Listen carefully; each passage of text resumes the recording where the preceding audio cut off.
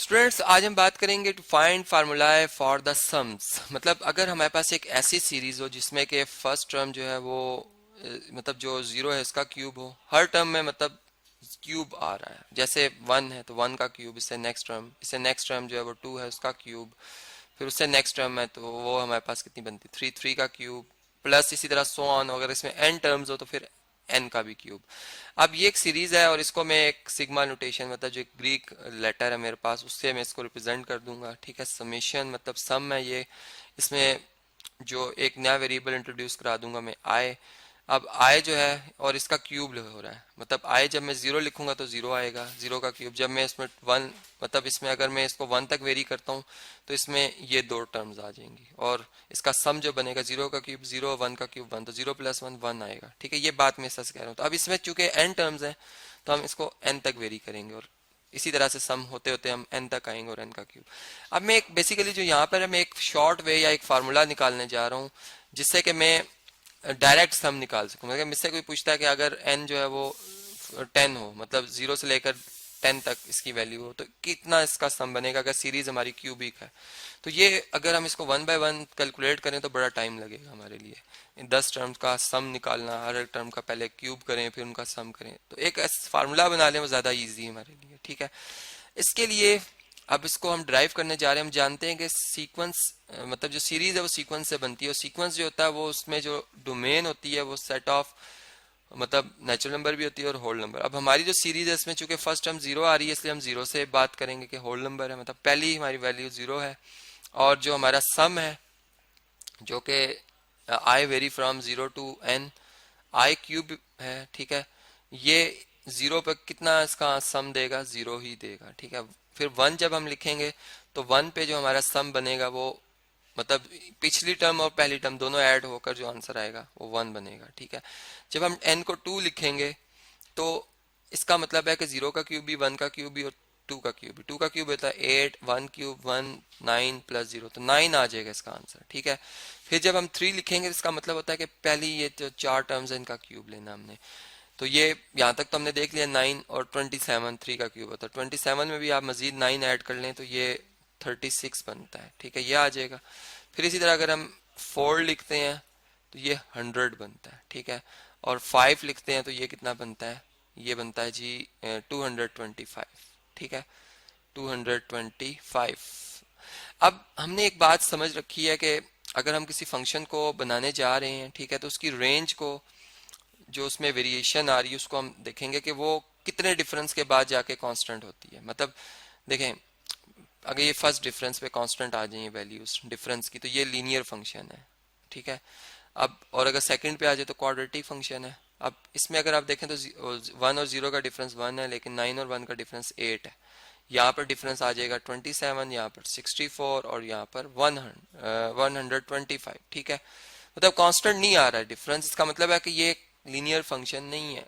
Second difference देख लेते हैं, ये कितना आता है 7, ये कितना आता है 19, ये कितना आता है 37, और ये कितना डिफरेंस आता है जी, ये आ जाता है 61। क्वाड्रेटिक भी नहीं है। ठीक है जी, इससे नेक्स्ट चलते हैं आगे। आप थर्ड डिफरेंस देख रहे हैं, अगर थर्ड डिफरेंस कांस्टेंट हुआ तो क्यूबिक फंक्शन होगा ये।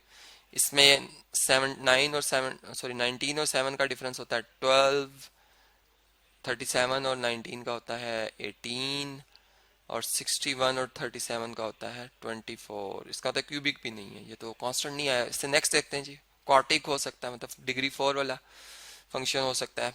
18 और 12 का डिफरेंस होता है 6 और 24 और 18 का भी डिफरेंस होता है 6। कांस्टेंट आ गया, इसका मतलब जो फंक्शन है हमारा जो कि सम को रिप्रेजेंट कर रहा है वो क्वार्टिक है।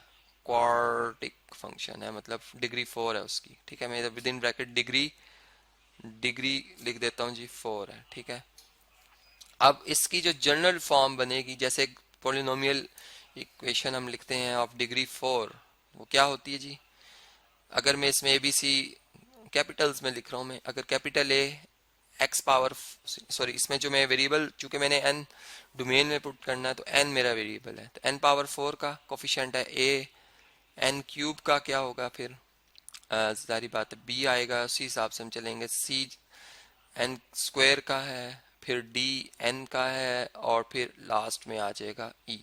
तो ये है मेरा जी वो फंक्शन जो कि मैं बनाने जा रहा हूँ। A B C D E की वैल्यू में लिख दूंगा तो मैं बड़े आसानी के साथ वो फंक्शन जो है वो डिराइव कर सकता हूँ, ठीक है। उसकी डेरिवेशन हो सकती है। अब देखें, हम चलें इसको यहाँ पर कॉपी कर लेते हैं। हमें दो वैल्यूज चाहिए जो कि हमारी हेल्प करेंगी इसकी डेरिवेशन में, इस फार्मूला की डेरिवेशन में। एक ये, और एक वो जो हमने सम फाइंड किया था यहाँ पर। एन की वैल्यू 0 1 2 3 पर रखने से हमें जो सम मिल रहा था, हम इसको भी यहाँ पर लिखेंगे, ठीक है। इसको भी कॉपी कर लेते हैं यहाँ से, ये सम भी आ गया, ठीक है जी। अब देखें, हमने जो बात नोट की, हमने बात नोट की कि जब हम एन को, इसे मैं इक्वेशन स्टार कह देता हूँ, ठीक है। ये मेरी स्टार इक्वेशन है। इसमें मैंने जब एन को 0 पुट किया, ठीक है, तो मेरे पास सम क्या बना था, 0। इसका मतलब इस इक्वेशन स्टार में जो सम बनेगा एन इक्वल टू 0 के लिए वो 0 आएगा। लेकिन इसकी जो राइट साइड है वो क्या बन जाएगी, 0 का पावर 4 0, मतलब जहां जहां एन लिखा हुआ वो सारे 0 हो जाएंगे। सिंपल वर्ड्स, ई आ जाएगा हमारे पास 0 के इक्वल। इसका मतलब कि ई तो 0 ही आएगा, ठीक है। ई तो 0 ही आएगा, इस फंक्शन में ई की वैल्यू 0 है। इसलिए हम जब एन इक्वल टू 1 से बात शुरू करेंगे तो हमारा जो फंक्शन नंबर्स के लिए होगा a n power 4 b n cube plus c n power 2 plus d n, ठीक है। अब इसमें मैं ई लिखूं या ना लिखूं, क्योंकि ई 0 है हमारे पास, ठीक है। इसकी वैल्यू 0 आ गई, हमने फाइंड कर ली है। तो इसमें अब हम इसको निकाल सकते हैं जनरल फॉर्म से, क्योंकि इसमें हमने स्टडी कर लिया इसको कि n vary from 0 to n i cube में ई नहीं आएगा, ठीक है जी। ये हमारे पास अब आ जाएगी इक्वेशन नंबर, चलें इसको स्टार प्राइम कह देते हैं, ठीक है। अब अब असल में हम जो है वो कुछ इक्वेशंस बनाएंगे, और कितनी बनाएंगे, जितने हमारे अननोन्स हैं। ये मैथ का रूल है कि आपके जो वेरिएबल्स हैं, जितनी उनकी तादाद होती है उतनी इक्वेशंस की तादाद भी होनी चाहिए कम अज कम। उसके बराबर होगी तो आप सोल्यूशन निकाल सकते हैं, मतलब ऐसी वैल्यू निकाल सकते हैं जो कि आपको इक्वेशन को सेटिस्फाई करें, ठीक है। तो यहाँ पे हमने 4 इक्वेशंस बनानी है। इसका मतलब एन को एक दफ़ा हम 1 लिखेंगे, ठीक है, फिर 2 लिखेंगे, 3 लिखेंगे और 4 लिखेंगे, और इस तरह से 4 इक्वेशन हम यहाँ पे ड्राइव करेंगे और फिर उनको सॉल्व भी करेंगे, ठीक है जी। तो चलें जी, इसमें हम स्टडी करते हैं। पहले सबसे पहले फॉर एन इक्वल टू 1 के लिए देख लेते हैं, ठीक है। देखिए 1 के लिए जो सम हमारा बना था वो 1 बना था, ठीक है। तो ये इक्वेशन जो स्टार प्राइम है हमारी, इसमें यहाँ पे 1 आ जाएगा। 1 की पावर जो मर्जी ले लें आप, ठीक है, ये 1 ही आती है। इसका मतलब यहाँ पर a plus b plus c plus d आ जाएगा, सिंपल वर्ड्स, ठीक है।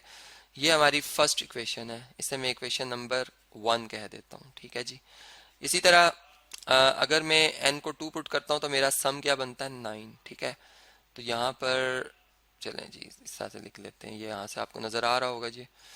तो for n equal to 2, n equal to 2 जो हमारा सम बन रहा है वो 9 बन रहा है, ठीक है।